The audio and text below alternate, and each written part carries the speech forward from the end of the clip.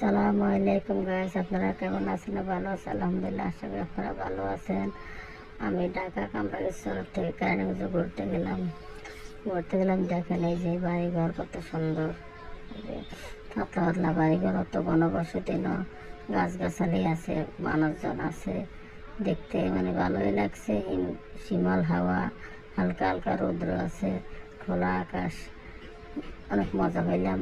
আমি এখানে বাস করছিলাম বহুদিন আগে, 15 বছর বাস করছিলাম। বাড়িটা আমার, এই করি গাছালে বাড়িটা আমার, আমি বিক্রি করে কামরাঙ্গীরচর গেছিলাম। এখন এখানে আসছিলাম, মানুষের সবাই আদর করে, মহব্বত পাইলাম, ভালোবাসা পাইলাম, মনে আত্মাটা বয়ে গেছে।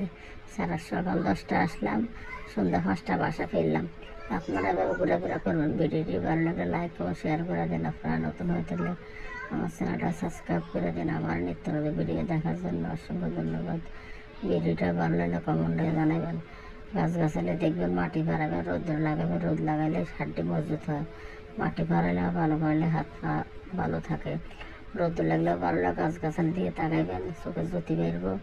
আপনারা ঘোরাফেরা করে পুরানো লোকের সাথে দেখা করলে আত্মা মন ভরে যায়। ভিডিওটি ভালো লাগলে কমেন্টে জানাবেন। আসসালামু আলাইকুম।